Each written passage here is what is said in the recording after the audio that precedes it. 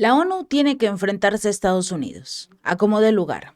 Antonio Guterres tiene prácticamente los días contados, porque no solo se está enfrentando a Israel, al mejor amigo, al aliado más importante de Estados Unidos, ahora se está enfrentando al propio Estados Unidos. Es capaz de perderlo todo, pero hasta cierto punto la convicción de la ONU de hacer lo correcto ahora sí parece ser una realidad. De esto y mucho más hablaremos aquí en el Chapucero USA. Para arrancar, brevemente, la Asamblea General de la Organización de las Naciones Unidas condenó por 32ª vez, el embargo que mantiene Estados Unidos contra Cuba desde hace más de 6 décadas, 60 años.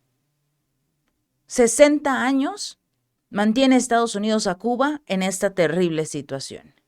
Muchos dicen es que el gobierno, es que los que están en el poder se lo llevan todo, pero no te olvides que tienes 60 años bajo el control y la opresión de Estados Unidos. Muchos dicen que Cuba no es un paraíso, no es el paraíso que nos presumen. Pero no te olvides que Estados Unidos tiene más de 60 años a este país en un embargo. La ONU tuvo una nueva resolución, tuvo una nueva reunión para hablar exclusivamente del embargo. ¿Y quién creen? ¿Quién creen que va a seguir manteniendo a un país embargado? La resolución finalmente se presentó el día de hoy, fue dada a conocer por La Habana, denominada Necesidad de poner fin al bloqueo económico, comercial y financiero impuesto por los Estados Unidos de América contra Cuba. Ya dieron la votación. 178 votos a favor de detener el bloqueo contra Cuba, una abstención, en este caso de Moldavia, y no podían faltar los dos habituales en contra, el de Estados Unidos y, por supuesto, el de Israel. ¿Por qué Estados Unidos defiende tanto a Israel? Aquí está. Necesita su voto. Porque incluso sus amigos de la Unión Europea dicen esto ya tiene que parar. Tras conocer la votación, el presidente de Cuba, Miguel Díaz-Canel, celebró los resultados, los celebró, porque finalmente son 187 países que están a favor de eliminar el bloqueo. Y Estados Unidos sigue atormentando al país. En su cuenta de ex señaló que el pequeño David volvió a vencer al gigante Goliat. La pequeña Cuba ha vuelto a derrotar al imperio vecino, que seguramente ignorará con prepotencia la demanda mundial para detener el bloqueo económico, financiero y comercial. Pero, sobre todo, la dignidad de este pueblo y la solidaridad universal han vuelto a derrotarlo. Porque solo él y su lacayo, o Israel y su lacayo, como les guste verlo, porque es exactamente lo mismo, votaron en contra. Moldavia se abstuvo, interesante, pero al final Estados Unidos quedó expuesto una vez más al lado de un país que actualmente tiene una guerra con 4 naciones y que nadie le dice nada. Un país que está haciendo un genocidio. Estados Unidos también, al tener un país completamente bloqueado económica, comercial y financieramente.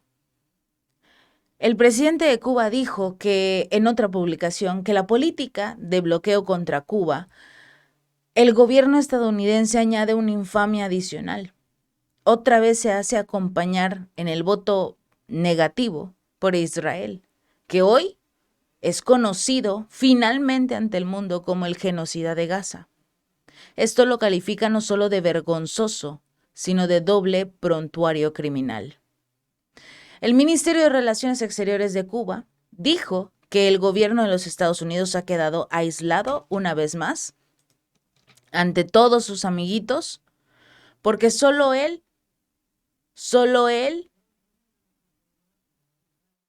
los bloquea una vez más. Ante esta abrumadora condena para que pongan fin al genocida y obsoleto bloqueo que tanto daño hace al pueblo cubano, se demostró ante el mundo que todos exigen que se detenga. Previo a la votación, Rodríguez intervino, el ministro de Relaciones Exteriores, Bruno Rodríguez, intervino en este foro, donde dijo que el embargo contra su país se califica como un crimen de genocidio y es una violación fragante, masiva y sistemática de los derechos humanos del pueblo cubano.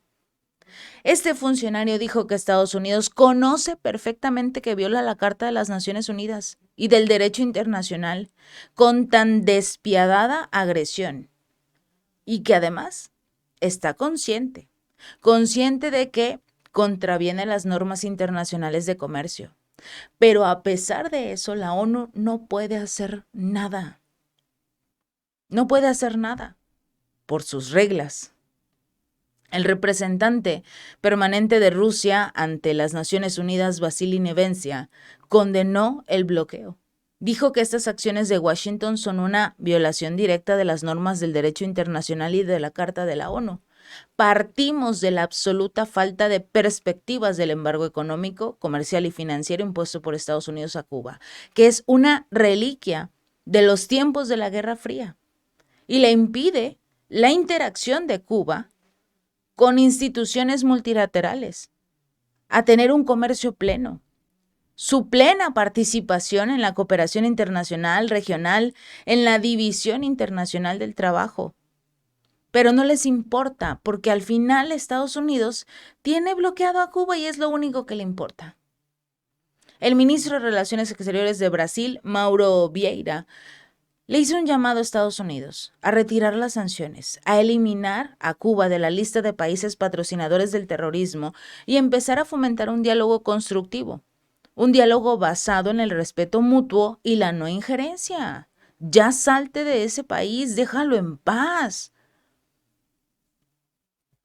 El representante permanente de México ante la ONU, Héctor Vasconcelos, comentó que las restricciones de exportaciones, la eliminación de determinados beneficios comerciales, el entorpecimiento de la entrega de asistencia humanitaria y los obstáculos para la obtención de créditos en instituciones financieras internacionales son todas medidas injustificables e injustas que deben ser suspendidas. ¿Qué va a pasar? Nada. Lamentablemente nada. Se tenía que decir y se dijo. No va a pasar nada. Hasta que no cambien las reglas de la ONU no va a pasar absolutamente nada. Y tendrán que esperar los cubanos un año más para que si durante este proceso, este año, la ONU cambia las reglas y puede evitar que, por ejemplo, el país que tiene o que está involucrado en el caso no vote, que no tenga validez su abstención. Y hasta a Israel sacarlo de la ONU, porque su voto en contra solo entorpece. Les recuerdo una vez más que Israel acaba de votar en su parlamento leyes para sacar a un organismo de la ONU, al organismo de refugiados palestinos. Pues sácalo de la ONU. Sácalo. Si no respeta a este tipo de instituciones que forman parte del mismo organismo, entonces sácalo.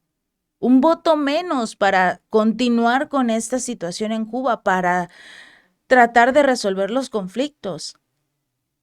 Esto sin contar que el secretario general de la ONU todavía no puede ir precisamente a Israel. Por el otro lado, vamos a cambiar de tema y en este caso es la forma en la que el Reino Unido quedó en ridículo. Una vez más, lo platicábamos en un video anterior con este tema de el incendio que ocurrió en uno de los astilleros de submarinos nucleares que ponen en riesgo obviamente a la población a pesar de los mensajes que comparten las autoridades, sobre todo porque ni siquiera ellos saben qué es lo que está pasando. Pero al mismo tiempo, los jefes del país, el rey Carlos III y su esposa, ni siquiera se encuentran en la nación. Mientras ésta se cae a pedazos, tanto económica, social, política y ahora hasta en la defensa, no pueden construir 4 submarinos nucleares y se gastaron más de 4,000 millones de libras esterlinas. Bueno, ellos están en un hotel spa de lujo en la India y en un momento más vamos a hablar de ello, pero están haciendo una especie de viajes en diversas partes de sus, digamos, colonias, pero lo interesante es que se llevó a cabo la reunión de jefes de Estado de la llamada Mancomunidad de Naciones. Esta se llevó a cabo después de la cumbre de los BRICS en Rusia. En esta reunión de jefes de Estado de la Mancomunidad, tendría que haber participado el primer ministro de la India, Narendra Modi, y el presidente sudafricano Cyril Ramaphosa. Y no fueron. La decisión obviamente refleja claramente la política exterior de estos dos países, y es: contigo, Reino Unido, no queremos tener nada que ver. Hay razones indiscutiblemente prácticas. Después de todo, los jefes del gobierno regresaban de la cumbre de los BRICS que se llevó a cabo del 22 al 24 de octubre en Rusia y quizás por eso no acudieron. Pero tendrían que haberlo hecho. Este es un argumento práctico, indiscutible. Ahora hay otro aspecto. Podría haber ido a la reunión de la Mancomunidad, a la Commonwealth, y no ir a la ciudad rusa de Kazán. Quizás si Narendra y en este caso Cyril Ramaphosa viajaran para reunirse en la Commonwealth, ok, es entendible que no vayan a Kazán porque tenían otro compromiso. Pero no, la prioridad de estos dos países fue la cumbre en Rusia. Preferir ir a Rusia es una decisión política, no solo económica, es una decisión también política. ¿Por qué? Porque la reunión en Rusia fue del 22 al 24 de octubre. Y la reunión de jefes de Estado de la Mancomunidad se llevó a cabo del 25 al 26 en la ciudad de Apia, Samoa. Podrían haber viajado a Samoa saliendo de Rusia, pero no, ya me cansé, ya me voy a mi casa. Este evento fue concebido para que los dirigentes de las 56 naciones miembros se reunieran y debatieran los asuntos de importancia mundial, pero Modi y Ramaphosa no fueron. En su lugar, enviaron a otros funcionarios. La delegación de la India fue encabezada por el ministro de Asuntos Parlamentarios, Kiren Rijiju, mientras que la de Sudáfrica por el viceministro de Relaciones Internacionales y Cooperación, por Thandi Moraka. Esta relación de poder fue y es esencial para el Reino Unido, una pequeña isla del Atlántico Norte que se convirtió en potencia internacional como consecuencia de esto, de su expansión colonial. Y ya no tiene poder en sus colonias, por eso el Reino Unido está como está. La necesidad de mantener a raya a las antiguas colonias se hizo aún más anunciante tras la Segunda Guerra Mundial, cuando se inició un proceso más intenso de descolonización en todo el mundo. Porque en el colonialismo está todo lo que se convirtió, todo lo que hoy, o bueno, hace unos 5 años era el Reino Unido. La fuerza económica, militar, nació en el Reino Unido gracias a sus colonias. Y por eso la Commonwealth se convierte en un instrumento de la política exterior británica para mantener el control sobre estados como la India y Sudáfrica, que han estado bajo la esfera de influencia británica durante mucho tiempo, pero también se están separando. La Commonwealth es diametralmente opuesta a los BRICS. Este es un grupo de países que postula la creación de un orden mundial basado en la multipolaridad y el desarrollo de los llamados países periféricos. Si presentamos a los BRICS de esta manera, la incompatibilidad con la mancomunidad es evidente, porque esta representa la idea de el imperio, de seguir siendo el rey, de seguir controlándolo todo. Reunir a la Commonwealth en torno a la corona británica es honrar y venerar este pasado colonial. Y la elección de Modi y Ramaphosa de priorizar la cumbre de los BRICS sobre la reunión, liderada por el rey Carlos III, revela la reorganización geopolítica que se está produciendo en el mundo. Ya nadie quiere que lo gobierne un señor, Carlos III, junto con su esposa, que dicen es la que está tratando de tomar el control de la corona, y que Kate, que recordemos estuvo enferma durante mucho tiempo, ha estado sacando poco a poco a la familia de la reina consorte. La ha estado sacando. Estaba el ex esposo, estaba la hija, que era la que vestía toda la corona. Ya los fueron sacando, les están quitando el poder, no los invitan a las reuniones oficiales de la corona. Poquito a poquito le están quitando el poder, porque incluso el rey Carlos ya no puede, está muy grande, está enfermo, ahorita vamos a entrar en ese tema, pero ya no quieren los países estar bajo el rey Carlos III. Como decían cuando falleció la reina Isabel, con ella acabó la corona, porque nadie quería a Carlos, absolutamente nadie. Y con su muerte, pues también murió la corona. Pero ahora están adoptando posturas. Ahora estos países se están separando, se están liberando de la corona. Algo que muchos dicen, si estuviera todavía la reina Isabel, quizás no habría ocurrido tan intensamente como lo vemos ahora. India y Sudáfrica pertenecen al BRICS por decisión, porque así ellos lo crearon. A la Commonwealth se la impusieron. Por eso no fueron. La ausencia de los dirigentes no fue el único contratiempo de esta reunión, porque de hecho, todas las conferencias habían sido asistidas por su madre Isabel II como monarca.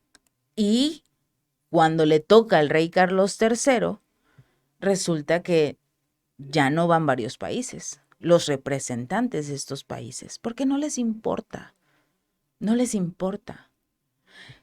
Y no solo a sus enemigos, sino también a sus aliados. El primer ministro de Canadá, Justin Trudeau, tampoco fue.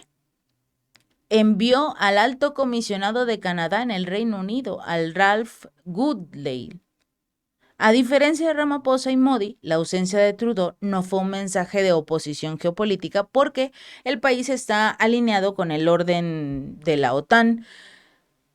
Pero, la ausencia del primer ministro de Canadá es otro problema político, pero interno. Su propio estado, los parlamentarios están presionando para que Justin Trudeau dimita, sobre todo a medida que su popularidad cae. Y aún así, el mensaje donde están las prioridades de Canadá es claro, prefieren resolver los problemas de casa que reunirse con el rey Carlos.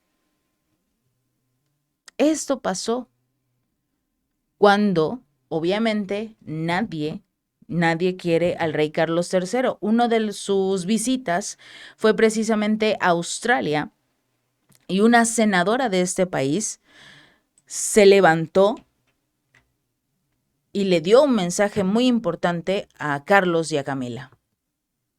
You committed genocide against our people. Give us our land back. Give us what you stole from us. Our bones, our skulls, our babies, our people. You destroyed our land. Give us a treaty. We want a treaty in this country. You are a genocide. This is not your land. This is not your land. You are not my kids. Esta no es tu tierra.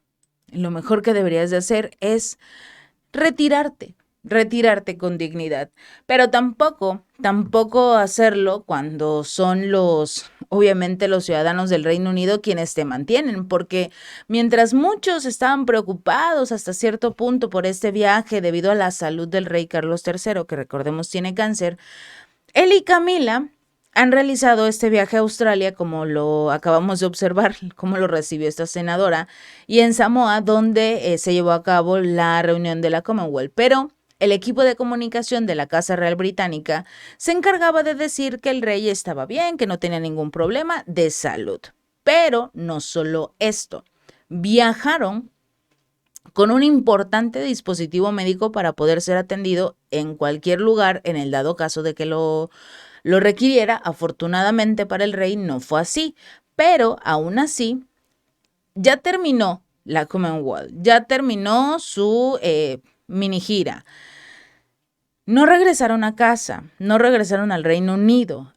Todo lo contrario, este viaje está lejos de terminar porque el matrimonio real ha puesto su rumbo a la India, a pesar de que no fue Narendra Modi que le hizo este rechazo.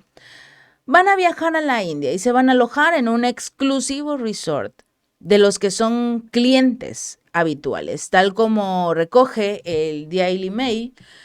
Soukya, que así se llama este complejo, es un centro holístico al que tanto los reyes ingleses como otras celebridades acuden con mucha frecuencia a fin de desconectarse, estar en paz, vivir en armonía, estar lo más tranquilos posibles. El programa de huéspedes es muy estricto y quienes allí se alojan han de cumplir con ciertas normas como el horario, tratamientos de rejuvenecimiento, una controlada dieta vegetariana, sesiones de yoga, son solo partes del día a día de todos estos huéspedes multimillonarios, incluyendo al rey. Cuando tu pueblo se muere de hambre y tú prefieres irte a un resort en el cual estás pagando aproximadamente 3,200 euros por semana, en la que la propia Camila disfrutó justo antes de poner rumbo a su comentado viaje oficial, no son los únicos miembros de la realeza que se han desplazado hasta allí para disfrutar de sus instalaciones y terapias. De hecho, el doctor Isaac Mathai, que ha sido terapeuta personal del rey Carlos III, pero que además es el director de este resort, ha asegurado que ellos son su tipo favorito de clientes. Los miembros de la realeza siempre han sido de mis clientes menos exigentes. Es un placer trabajar con ellos, obviamente porque te pueden pagar todo lo que tú quieras, porque lo pagan los súbditos, no ellos. Estas terapias no sustituyen todo todo lo que está haciendo el rey Carlos para tratarse el cáncer que padece, pero si la mayoría de los multimillonarios van a este tipo de terapias holísticas, pues algo bueno deben de tener. Se supone que va a continuar con su tratamiento de cáncer cuando regrese a el Reino Unido. El rey Carlos está en un resort de súper lujo, muy exclusivo en la India, junto con su esposa Camila. Y por supuesto, los ciudadanos del Reino Unido están muy felices porque ellos se los están pagando. Ellos se los están pagando. Mientras los ciudadanos del Reino Unido no tienen ni siquiera para comer. Si este video te gustó, no olvides darle like y compartir. Nos vemos la próxima.